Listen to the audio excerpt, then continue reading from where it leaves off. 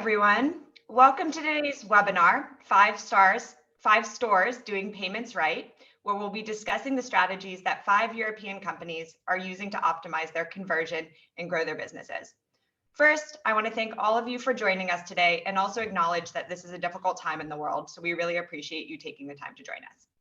I'm Erin Harrington, Chief of Staff on Molly's commercial team, and I'll be moderating today's discussion. Here at Molly, we know that boosting sales and driving growth are top priorities for you, and that's why our effortless payment solution is optimized to help any business succeed. We've got a great set of panelists from across Molly's European markets here with us today, who will share their expertise and real customer insights on strategies for optimizing conversion.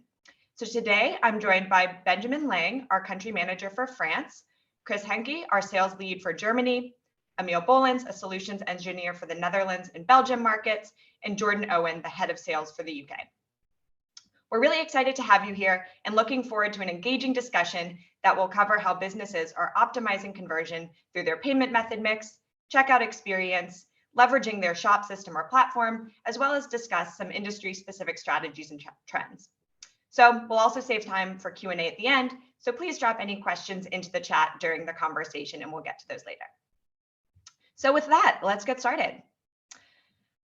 One factor that we know drives conversion and growth is the mix of payment methods that are offered. So Chris, I'd love to hear from you.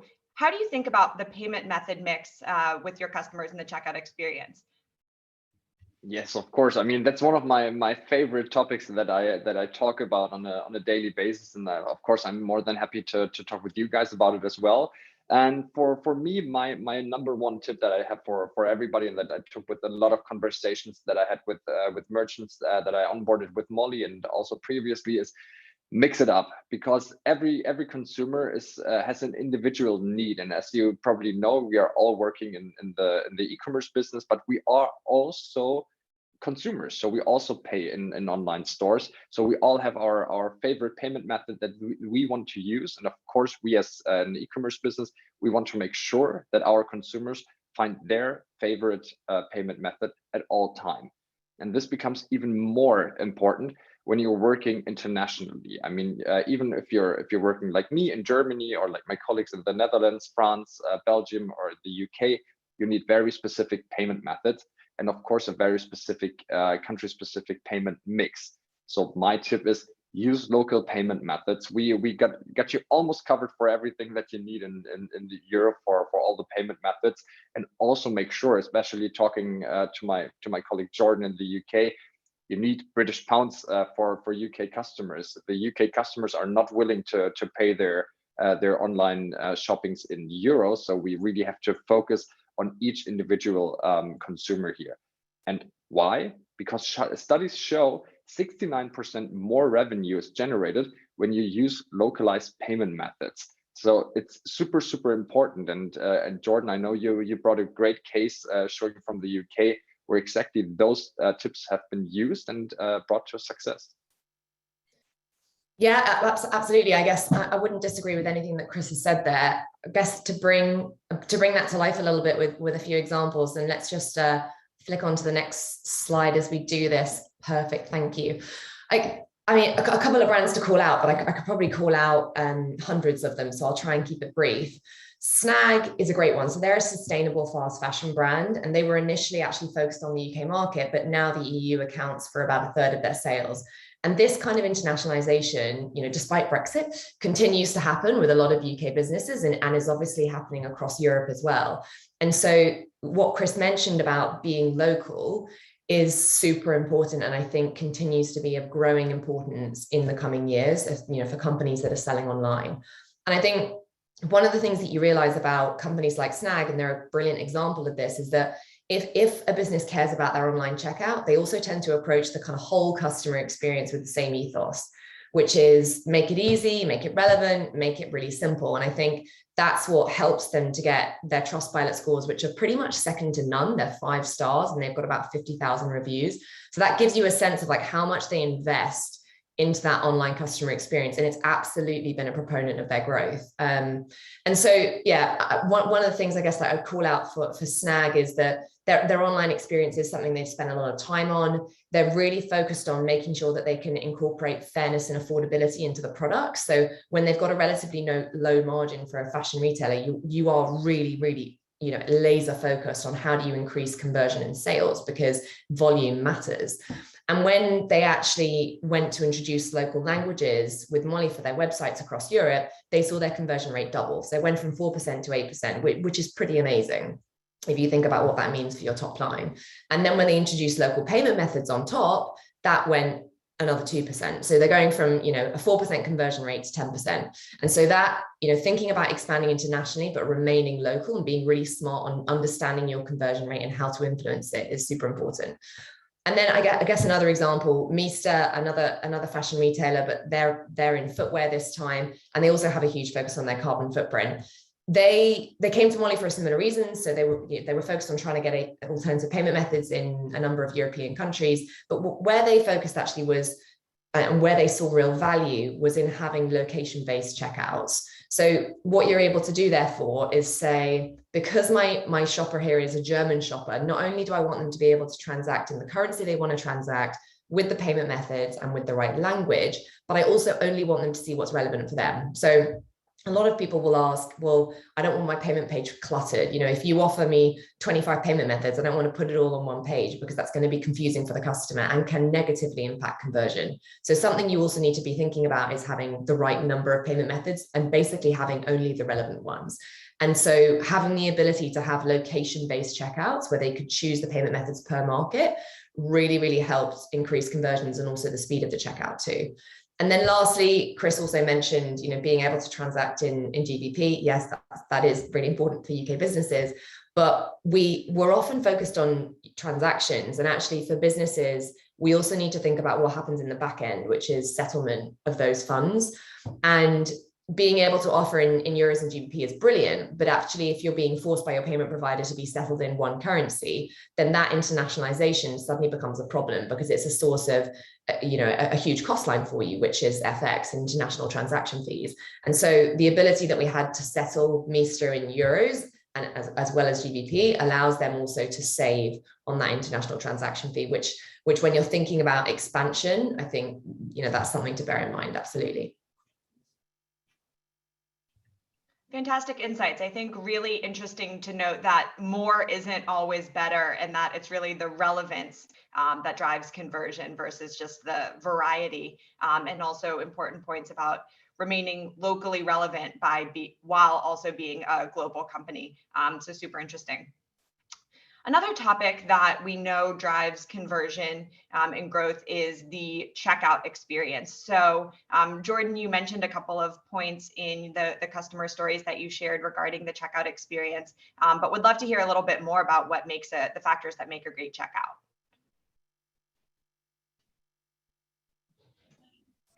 Oh, I'm talking on mute here. I think this one's not for me actually, but I'm gonna pass the ball over to Emil.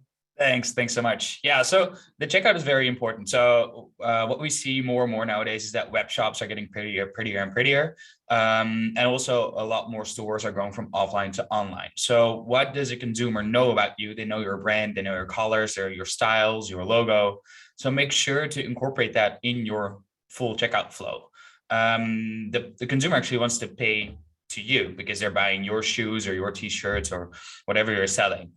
So make sure that that the process makes sense in that way. So why make a redirect page where the consumer needs to go to another page where then they need to actually pay for their order? So people are not buying from Molly. Molly is a B2B brand. We are just there to support the seller. So we have some tips and tricks to help you out here. So first of all, make it a personal shopper experience. So start with that brand awareness. Make sure that the consumer actually knows where they are shopping. And why? Because that can build trust. So building trust with your consumer is something that creates more conversion. And also try to decrease friction. So as already mentioned in the previous topic, make sure you offer the right payment methods for your consumers, especially in the right currencies, and also make sure that you sort them right in the checkout. So if I'm a Dutch shopper, I want to see Ideal on top of my list. If I'm from the UK, I definitely do not want to see Ideal on top of my list because I don't know how it works. So make sure that the methods and the sorting are are in place. Also, make sure that, again, try to keep the consumer in that checkout flow as much as possible. I've added a couple of examples here. So Dr. Blend, they're selling juices from Amsterdam. And as you can see, they added an Apple Pay button in the checkout itself instead of completely at the end of the checkout after filling in all your details, because Apple actually already has all those details already. So you can just click buy now with Apple Pay and boom, you're done. So you're eliminating a couple of clicks in the whole process. Another example is Torfs. It's a big shoe retailer from Belgium, and actually added a bankcontact QR code in the checkout flow. So whenever you click bankcontact and click pay, make sure to scan that code and you can just check out straight away. So that's two examples of how you can eliminate steps and just decrease friction. Another trend I can see more and more right now is shopping from desktop to phone. Paying by phone is very easy nowadays, but I do get that people want to browse on their desktop because you have a bigger screen, so it's easier to see everything. So again, the QR code is a great example here, making sure that you can switch easily from desktop, but paying by phone, scanning your face, and you're done. And then in general, just less clicks is more conversion. Every click there is another way for the consumer to leave the checkout flow, and that's not what we want. So what we see more and more now is embedded cart fields. So make sure that if a consumer is paying with credit card, that they can fill in their card details in your checkout instead of in an external redirect page. Again, to build trust. So our checkout page actually looks pretty good, but still is not your own page. And again, by just decreasing the amount of clicks they need to go through. And one last thing to add there is make sure you create a nice unhappy flow. That's what a lot of people forget. So they create a super pretty checkout flow, sort the methods, add the embedded cart fields, QR codes, Apple Pay, everything is available. But what if something goes wrong in the process? There could be maybe the consumer doesn't have any balance on his credit card, or there's something going on at the bank, so there's a failed payment. Make sure that if they come back into the checkout, they're actually back in the checkout and not in the basket or not in the details page. Make sure that they can check out and select their methods straight away and communicate about what went wrong. So we give you a lot of information about failed payments. So we can tell you, is it a failed payment? Is it expired? What went wrong? Make sure to communicate to the consumer as well. So if something went wrong with the banks, tell them. It's super clear for them to know, and they can maybe just try again. So that's a couple of tips and tricks I wanted to focus on again. So making sure that the nice brand that you created online is now also part of your checkout flow. Thanks for the really great examples. As someone who online shops a lot, there is nothing more frustrating than trying to go through the purchase experience and getting the decline and not being able to understand why or make the purchase you want to make. So that example definitely resonated with me. Would love to move on to our next topic. So as an e-retailer, you can choose from various platforms or shop systems when setting up your online shop, and the platform you select can actually influence your conversion rate and checkout experience. So we would love to talk a little bit more about the implications of this. So Ben, I believe we'll start with you for this one. Yes, indeed. So here is a sexy slide. Indeed, when you are talking e-commerce, you have a few different approaches, right? The first one is indeed that you have a lot of custom web shops, and where in that situation with Molly, you can do a bit of what you want. Indeed, on the integrated payment page, have everything that you want to have on your checkout flow. And then you have other kind of platforms, the Magento, PrestaShops, and so forth, where you have a bunch of features that are incorporated through our plugin. And then you have also platforms that are a bit more closed. So for instance, Shopify is a good example of this one. They have an approach that is a bit more closed. And so on, for instance, credit cards, you don't have for all PSPs the integrated payment page. So that could be a problem, but that's also a challenge that we've saw a lot, across our client base, and that which we've tried to find solution around. And for those kind of specific situations, especially in Shopify, we realized through a few clients that there is ways on optimizing what you're doing through those platforms. So indeed, you have, for instance, issues when it comes to integrated payment page when you are on Shopify with the 3D secure. So that's impacting your conversion. So the first tips and trick is really to evaluate what is the real performance impact that you have, for instance, in an integrated payment page versus a redirected payment page specifically on Shopify, because you'll see that on that closed platform, the trigger to activate 3D secure on trade cards can really impact your performance and also the fraud that you have. Also, what we see a lot on Shopify is that sometimes you have a checkout page that are super heavy and not super mobile friendly. At the end of the day, what you want is that you want your clients to be able to pay no matter what they are with something that is simple, frictionless as much as possible. And we've picked some example here because we've tested with them what was the gap, because indeed we've talked about it a bit before, saying that if you add clicks, you reduce conversion. And so if you're on that logic, sometimes say, okay, a redirected page, for instance, on Shopify might not be the good way to go. But indeed, if you test and see that the issue that you have with the 3D secure, for instance, all that is reducing the impact, and also on the redirect page, you have a better acceptance rate, a better conversion rate, that's the first point, right? But that's, page can also allow you to try and test new things. For instance, we have a few clients, EC Paris, Respire, With a New, that are using their checkout page to leverage post-purchase strategy and to tease on new collection that will come in the future. So they're using that also to push some products that are not in the basket of the clients. So that's allow them to have an extra point, touch point with their product, with the clients at a moment that is quite key. So everything that is related also to security is quite important. Depending on the market where you are, being in the web hosted page sometimes can be tricky, but it also allows you to reassure your clients. So for instance, in France, if you're targeting like old people, let's say, they will love to see some logos of certification that you have, PCI DSS, those kind of logos that makes you feel like you're safe in the page where you landed. So there is a few tips and tricks that you can use depending on your client base, but also depending on your commercial strategy.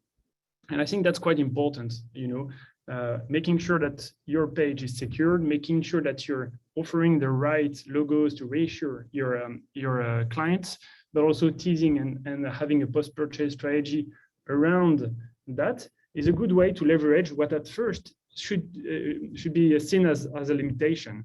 So that's a few tips and tricks that we're using with Easy, Respire, and With a New, for instance, where we saw increase in conversion rate rather than drop in conversion rate, which was quite interesting because we had this really specific strategy. So I really encourage you to have that approach also, to think about everything that is related and that it's connected to your checkout. There's not just paying, but that's how do I want that experience to increase my client loyalty, my bottom line in the future. So those are the few things that we can mention around specifically around Shopify, for instance. Yeah, and just to jump in there, because that's bang on, Benjamin. And I think one of the things that you mentioned was it's also about your commercial strategy. And I think what's important to remember here is that before you even get to deciding what payment methods you want on your checkout page, for example, you're going to make a decision about which platform you want to work with. And that as Benjamin has said, that does have an impact on the ultimate checkout experience. And I think there are other considerations. So, how quickly does the business want to go live? How much development hours are you willing to spend or invest in getting set up and running? What's the ongoing development or maintenance that you want to be able to do on the platform, and what do you want? Shopify is a great example of a plug and play, pretty quick to get up and running, closed system. If you were, for example, a business that was using BigCommerce, then you're actually looking at using an open SaaS platform with an open checkout experience. And that basically allows you to use an SDK that helps you to customize your checkout experience. So I think like understanding the differences between the platforms, both in terms of time to live, like the development and ongoing maintenance and hours that would go into maintaining that platform integration, because they vary hugely across platforms, but also understanding the knock-on impact to your checkout and how much you will be able to customize and influence and choose who you work with as a payment provider. It is probably something for businesses to be aware of upfront. And that's not to say you can never change platform, but it is ripping out some of the tubing of your business, and it is effort. So therefore, like having some of those thoughts and strategies in advance makes complete sense. Great insights. Thanks both for sharing. And speaking a bit about the digital checkout and payment experience, I think it's very important to note that the insights and strategies we've talked about are applicable across different industries, not just kind of businesses that we may think of as digital first or digital native. And I think we've observed that the pandemic and new technologies are really accelerating e-commerce growth in all types of businesses. And Jordan, I know you've got some great examples of some traditional customers that you've worked with adopting e-commerce. So I'd love to hear a little bit more from you on this topic. Yeah, absolutely. I think, Mazda is just a brilliant example of this, right? Because they started their life back as a cork manufacturer in like 1920. So when we talk about a traditional business, they're pretty traditional as it gets. And then you fast forward to the 21st century, and the current Mazda brand stands for, a real determination for ongoing improvement, for growth, and definitely for a mentality of creativity and flexibility. And I think that's really important in the industry that they operate in, because when you think about manufacturing of cars, how much has changed in the last even couple of years, just with the advent of technology for things like electric vehicles, autonomous cars, and actually the rent-a-car society, where people now are slightly less likely to perhaps own cars, but either take cheap transport, because it's been, the advent of Uber and other ride-hailing companies has allowed that to be quite affordable, but also to think about, renting cars for a short period of time, because the technology is changing so fast that they may want to upgrade it in a year or a couple of years' time. So the competition for customer attention in that industry is absolutely intensifying, and that's not the only one. I think that is the case for a lot of traditional industries. And so to stay ahead, you definitely do need to innovate. One of the interesting things actually that came out of a report pretty recently was that in the UK now, about 84, and this was a couple of years ago, so probably has changed, but 84% of customers now use their mobile to research cars that they then plan to purchase. So you got to remember that in the journey of purchase for e-commerce industries, I think we've talked a lot about the buy button, like when people are actually, they've put something in their basket and they're going to buy, but what happens in the discovery period up until that point, and where are people spending their time? And the truth is, people are spending their time online. So if you're a company like Mazda, actually, ideally, you want to have a great online experience, because you want to try and maintain the relationship directly with the customer. And ideally, you want to maintain that relationship all the way through, not just in the ability to search and discover for the car you want, and then you lose them at purchase. So when the RFI for Mazda came into Molly, it was, super interesting for us. And I think they were quite specific about what they were looking to do and achieve. And I think they were hoping that on this new e-commerce platform, they would basically facilitate dealers selling cars to consumers, but through the e-commerce platform rather than in person. Because actually, if you think about the value chain of people turning up to a car dealership, there are quite a lot of different parties involved in that process. And that can result in actually a fair bit of commission and value erosion. So what you're trying to say is, how do we make this easier and more affordable for the end consumer? So it's a win-win for everyone. And so what did they prioritize, and why did they choose to work with Molly in this scenario? I think what was really important for them is the ease of technical integration. I think when you're building something new, you do need someone that's flexible. And whilst Molly's system is very much set up to be simple, use it and get up and running within 15 minutes with pretty much all of our platform plugins, actually, we also have a really, really excellent, and Emil is a great example of this, a really, really excellent technical team that are able to facilitate integrations that may be bespoke for a customer that we see relevance in on an ongoing basis. And that was super important for Mazda. They had a third party called VTEX, and being able to support that integration was huge. but not just supporting the integration. I think what was really important to them was the level of ongoing support. And I think the fact that we put together a pretty deep integration plan with a full tech team that was going to support them, a lot of businesses now they understand payments and they may even have people dedicated to looking after payments within their company, but it shouldn't be their full-time job. We should be hand-holding them through that process. And that was definitely part of the USP, I think, that came out of the proposal that was put forward.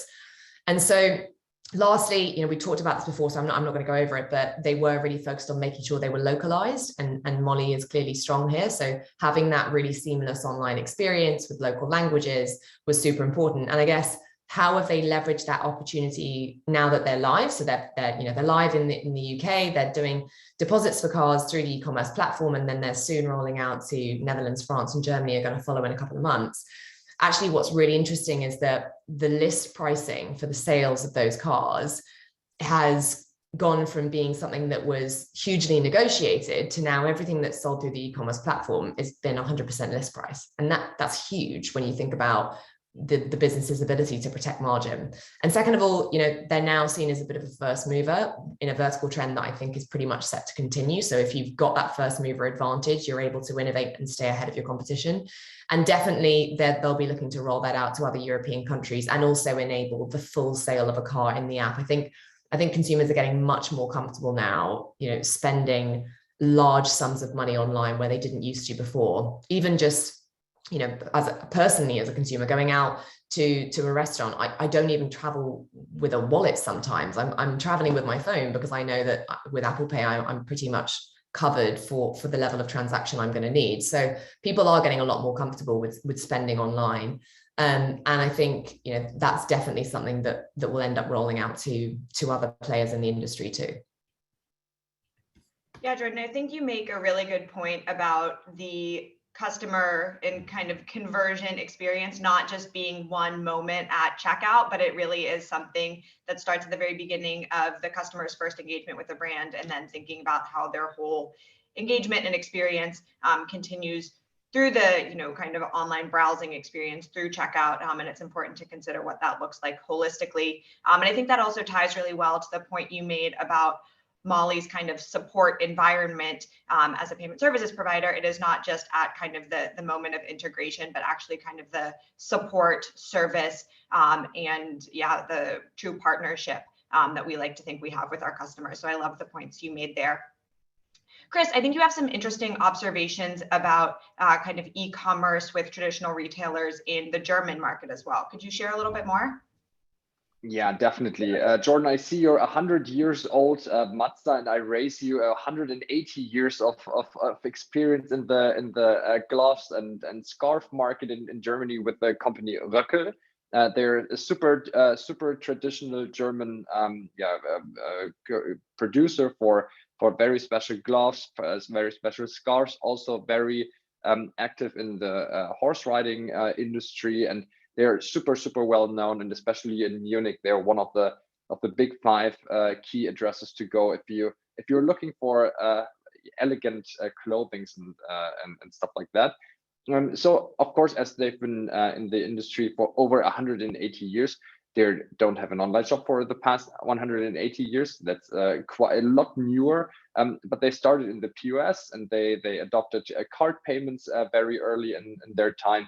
But of course, this was all on the point of sale. So they have some shops in Munich and in the nearer area around Munich. But at some point they realized, okay, with our company moving from the super traditional company, changing the CEO to I think like the great granddaughter of the original founder of Röckel, they took a much more marketing based approach, a much more e-commerce based approach, and they wanted to go back from the traditional credit card acquirer, which they basically used for their POS system. They're like, okay, we need credit card payments in our online shop as well, so we're just going to go for the same partner. They started out with that. They saw it working quite well because of the brand, because of the products they're selling, but they were like, okay, this can't be the end of it. There has to be some improvements there. So they decided to go kind of a bold move and change from a very traditional credit card acquirer to a state-of-the-art payment service provider. And you have to put in perspective 180 years of tradition, a German-based company, which is probably not the most open for innovation and new things in the whole wide world. They choose for a Dutch payment service provider, of course, with people being there in Germany and speaking in German and also having support in German. But they made the move to us because they wanted to focus on mobile payments in the future, and they really needed a partner that is up to their plans and that can really work with the fast moving industry that the e-commerce is. So for almost 8 or 9 months, they've been working with us. Of course, their main season is the Christmas season, because when it's cold outside, you need more gloves and scarves than you need in summer. They had a super successful winter time. They are super happy with us, and of course that makes me as a salesperson even more happy that I can work for a company that makes our merchants happy, not only in the short term, because they might even save a few extra euro there, here and there, and they have a good support and a good onboarding experience. I think a lot of PSPs can do that, but being there in the long term and being there for the future growth and just handling all of those processes, making it available for the traditional people in the company that there still are, and the new thinking people that are going into the marketing and mobile pay direction. And we can really make sure as Molly that we can serve both of those parties equally well. But of course, they need the right elements for this growth and for their plans. So they are using a modern shop system, a Magento 2, so very enterprise, also working payment platform that can also host all of these very relevant payment methods for Germany. As you can see on the right, PayPal, of course, is super important for Germany. Credit cards as well. Klarna, which is especially the invoice payments in Germany, are huge. We are an invoice nation. Of course, PayPal is also very important. But if you work in fashion and you want to serve the German market, you need invoice payments, and in our opinion, there's no one better here to help you than Klarna, of course, in combination with Molly.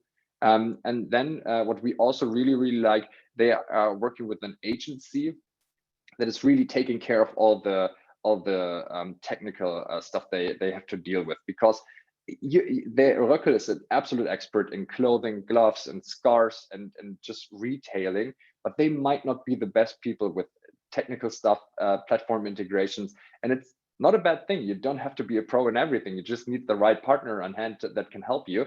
And they choose for a great agency that was helping us the whole time that we are working together on a great basis. So we have this triangle of success: Röckel, the agency, and Molly, that can really help them to push that. But this is only possible because from the marketing team, the CEO of Röckel, everybody in this company is involved in this vision to win mobile, also taking on this very still rather new, especially for Germany, technology of PWA that is of course available not only in Magento 2, but they are using it as that, so they have the perfect experience not only on their desktop PC but also on their mobile phone, which Jordan already talked about, is like super important. And yeah, just as she just explained it, this is my wallet for everything. I don't take a physical wallet outside anymore. Everything is on my phone. And of course, the new generation that is for the past 180 years, some of them have followed them a longer time, some of them have a shorter time, but in the long term, even the Germans are going to find out that the phone is their new wallet and not cash. And we are evolving on that. Germany has, during the pandemic, we made the move from cash payments to card-based payments. So now 55% of German payments are done through card and not cash anymore. And I think that's a great success. And even if the Germans can do that, I'm really sure everyone else can as well.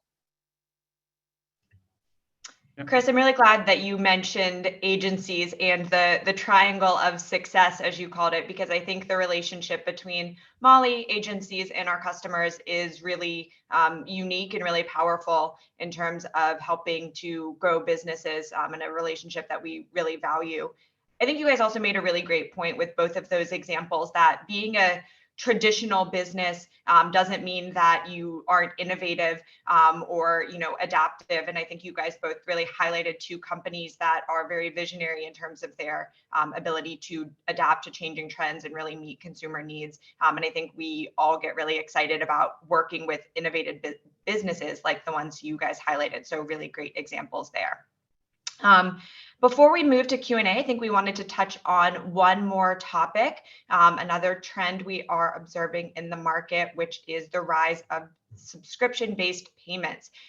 So Emil, I know you have some observations on this from the markets you work in. So what do you think about this topic? Will this be a long-term trend? Yeah, great question. So I think we can all talk about this because subscriptions is something that has been on the rise for a longer time now. So when I started at Molly just under 4 years ago, we did process recurring payments. It was something that we added to the service, but it was not our core business, still isn't. But we see a big growth of subscription businesses now coming in. We even call it a subscriptions economy. Nowadays, you can get everything. You can get toilet rolls, underwear. Everything is available through subscriptions nowadays. So you can see how that works. I mean, people are just going for convenience. So in the big cities, you can get your groceries within 10 minutes. Well, that also means that we need to make everything as easy as possible. So subscriptions is definitely something we see growing here at Molly. Not only in the way that we see it, so from a payments perspective, but also we see a lot more companies now chipping into this and building platforms around it. We used to have our own subscriptions platform. We thought, well, we could do that. It's not too difficult, but we actually found out that it's a lot harder than it looks. So we're now partnering with a couple of bigger companies integrating with us. I think, Jordan, you've worked with a couple of them as well before. So those kind of integrations really make it easy for you to start selling your products in a subscription. But the funny thing, I think, is that where subscriptions back in the days were just your phone plan or maybe the newspaper, it can now be everything. So I see it growing a lot in food and supplements. I can see it a lot growing in lease, so a lease bike or a lease scooter or a lease car. So you can see that growing a lot. But Jordan, maybe you can tell more about the integrations that we work with. Yeah, I mean, just like on the general trends as well, I think you're completely right. Subscriptions is not just growing for the traditional subscription businesses that started off just to look at subscriptions. Actually, you're seeing, just like we talked about traditional businesses going into e-commerce, we're also seeing traditional businesses moving into subscriptions, or traditional e-commerce businesses moving into subscriptions. In the UK, Brits spend about $1 billion a year on subscriptions, and that's growing 75% year on year. So it's hugely interesting to see where the industry is going. I think from a payments perspective, that throws up new questions. So when you think about everything that we've talked about so far about the conversion on the checkout, now suddenly you're confronted with this experience, which is, okay, well, they'll do an initial transaction, but then I'm initiating it. So then now how do I optimize? Because now the customer is not spending time on my page, but actually it's about what I'm doing in the background. And then you start to get into all of the analytics and the data around what's the best time of day, what's the best time of month, week to be pulling those subscription payments. When I am putting the subscription payments and they fail, what can I do about that? So how am I looking at either updating expired cards, or how am I looking at engaging with my customer base on a regular basis so that they're also keeping their details up to date? There's also stuff to think about how you append information in a subscription payment. So how you flag things properly. Are you flagging things correctly as a merchant initiated transaction, as an MIT, as a recurring transaction? Because that also affects the issuer's bank likelihood to accept or decline the transaction. So now you're looking at conversion going right through into the value chain of like the gateway, the acquirer, and the issuing bank. And so, I mean, there's probably not enough time to cover some of those technical details today, but I think that's where you do really need a helping hand from a payment provider that you're working with to help you understand and navigate that landscape. Because subscription payments, just like Emil said, setting up a subscription platform, but also managing your subscriptions is more complex than it looks. And also there's definitely money on the table there, because if you think about some of the partners we work with, and Emil mentioned is Recharge and Chargebee, and one of the things they talked about is that in any given year, between 10 or 20% of payments will fail because a customer may have changed their details, changed their bank, it got a different card, it was lost and stolen. And so that's a huge amount of potential revenue that you're missing out on. And so what's the strategy for making sure you don't lose that? Because also it's not a great customer experience if suddenly in February their monthly life box with all of their treats and goodies doesn't arrive because they had no idea that the payments failed. So yeah, I mean, I'll just touch on that. I think Benjamin, you wanted to say something too, but it definitely is more complex than it looks. You're right. Well, definitely. I think it's definitely a trend that we're seeing a lot, and especially into verticals that we are not supporting before. If you look at, for instance, cosmetic, we have a lot of clients that are starting to use subscription, not just subscription, but on top of what they're doing on their eShop, not just like a recurring stuff as a whole, but to complement what they're already doing, which I think is quite smart because indeed it's streamlining revenue for them, increasing conversion, but also for the merchant is way more predictable somehow because they know exactly what are the recurring stuff that they have in the future. So that's in terms of business, it makes a lot of sense, but also for the clients, right? If you're buying, for instance, Respire in France, one of our clients is doing both. They're doing direct payment, but also recurring payments, which allows them to sell on the monthly base exactly what you need, but also put a free sample into their box to create additional interest and sell other product at the end of the day. So that's definitely touch on the commercial strategy overall. And when it comes to payment, the payment should support that. So I think it's a great tool to use. We have great partners that help us to enhance that experience. But in the meantime, we also have good use cases and examples of clients that are doing that with direct impact in the bottom line. And so we saw a lot of them using, shampoo e-shops that are using a recurring subscription. At first, you will not expect that, but at the end of the day, they're using it. And they're also using other, solutions. We didn't talk a lot about buy now, pay later, but you will not expect, average transaction value of 30 euro being, split in three. But there is that trends of having usage that are simple, frictionless, that allows you to pay the way you want, no matter what it is. If that makes sense to you, that makes sense. That's it, So all those elements that will help you to offer to your clients the best customer journey, the best experience, the one that is the more customized to them. That's super important. Recurring is one topic, BNPL is another one, and there is definitely a lot of others that we can help with at Molia. Yeah, Ben, I think what you're saying here is spot on. So where back in the days you already had your returning customers and tried to make them convert more and more by offering subscription payments, you're just capturing those returning customers because makeup is a great example. If you like that specific piece of makeup and you're ordering it every month or two, why not just make it automatic? So yeah, that's something we really see very often. Super cool to have that retention and make those returning customers actually long life customers. Yep, absolutely. Great. I think that concludes our the topics that we wanted to cover for today. So I would love to move over to Q&A. So if folks have any questions, please go ahead and drop that in the chat. I see we've got, this is an interesting question from the chat. So let's start with this one. What would be the most important payment solution to implement to help future-proof a global company? So I think you all touched about kind of some of the companies that you're working with and how they are thinking about adapting to trends in e-commerce and e-retail. But are there other perhaps considerations for, as we say here, help future-proof a company, and what role payment solutions can play in that?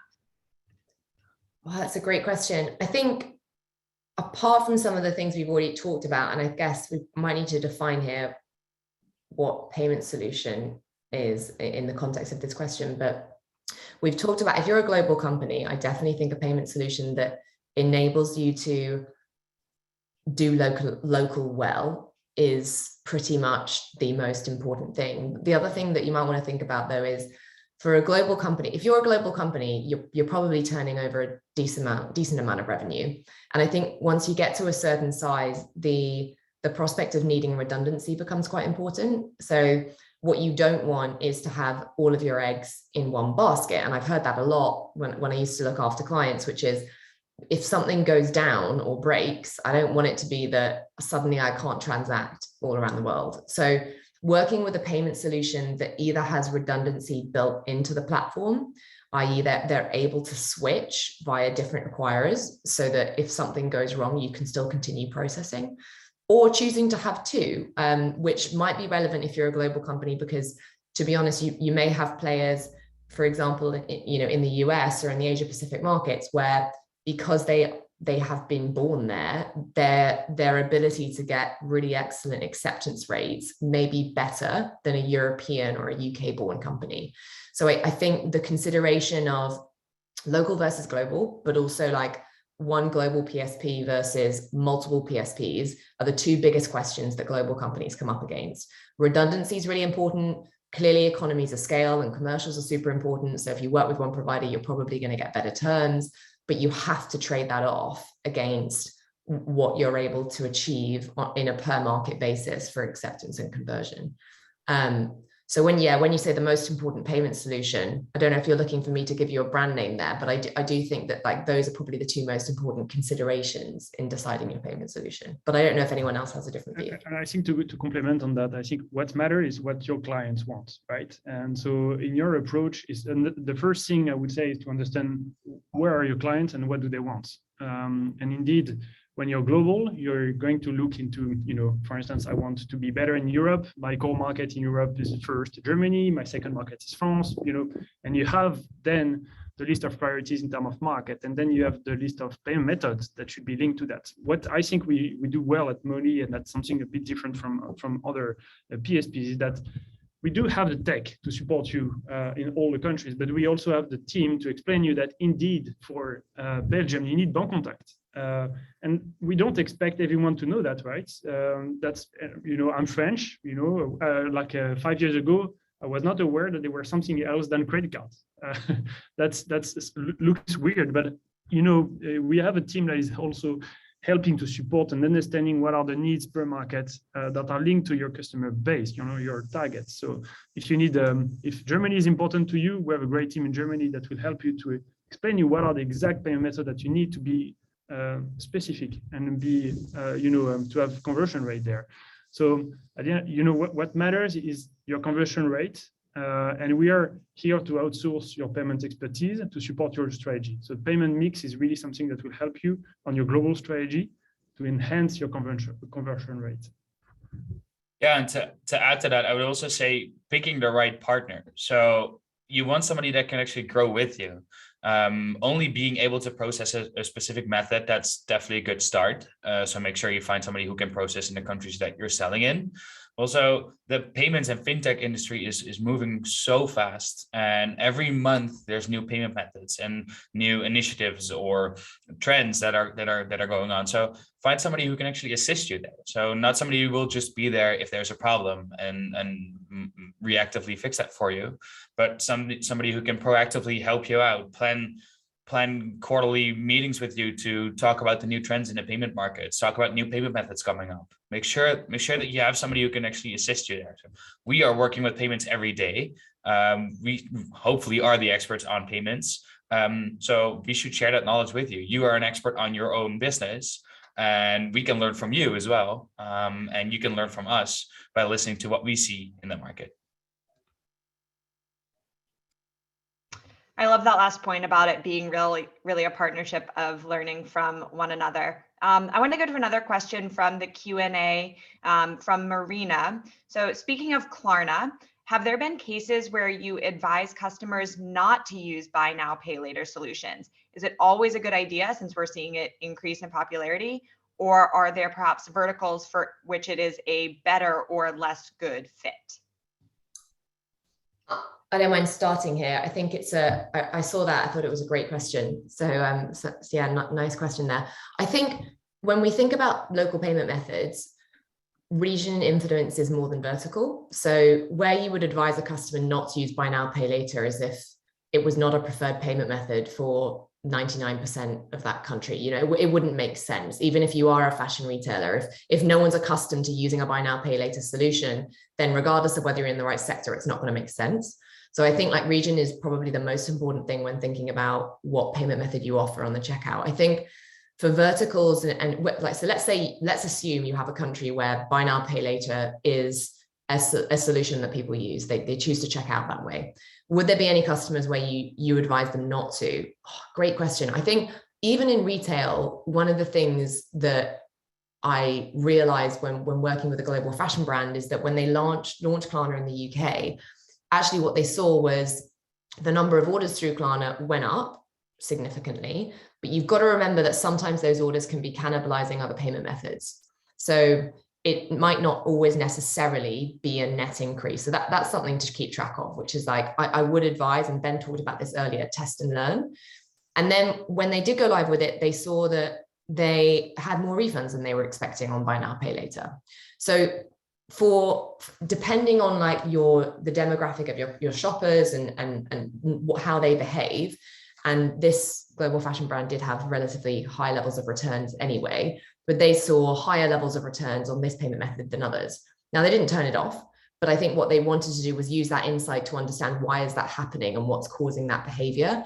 And so whilst I probably wouldn't ever recommend to a customer, you know, don't use it if it's a popular payment method, because really you want to empower the customers to pay how they want to pay, because ultimately that is going to drive loyalty and a good customer experience on your site. You do need to be mindful of the knock-on impacts, both from either cost, if you're cannibalizing a different payment method and one is more expensive than the other, and also what happens to the purchase of the product afterwards. Do they keep it, or are they trying it and then sending it back? And if they are doing that, what are the things that you can put in place in advance to make sure that when they commit to buying the product, they are as certain as they can be that they want to keep it. And that's probably more about like the discovery stage actually on the website for the retailer.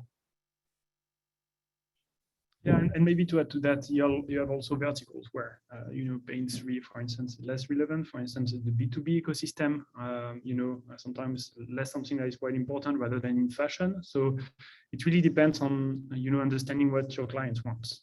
So I think it all comes down to that, what is the usage of your clients and what do they want to have?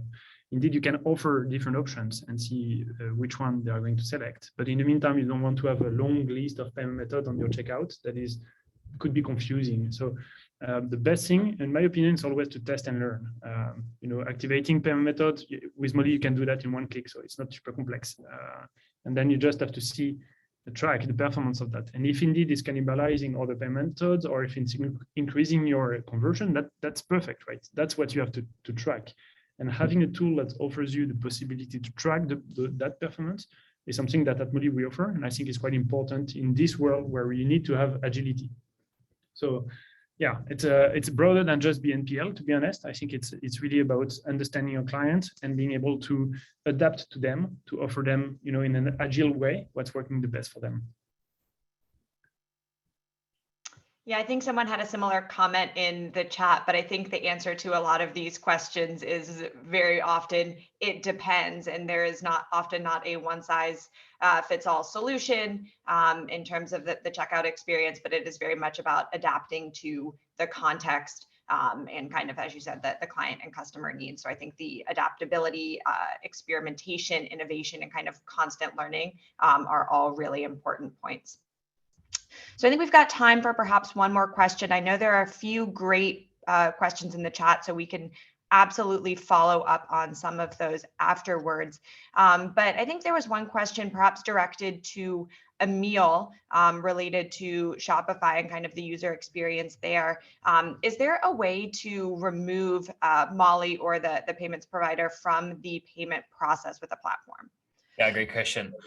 So it is already possible. So we have two ways of integrating Molly and Shopify. So every gateway is double. So you have ideal Molly, credit card Molly.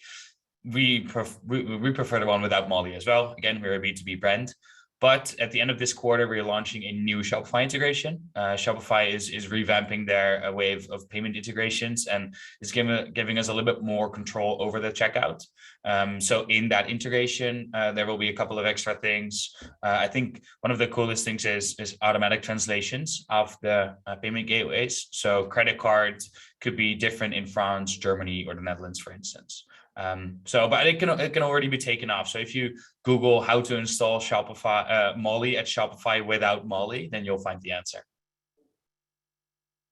Also, actually saw a question from Joshua, just to touch upon that one quickly.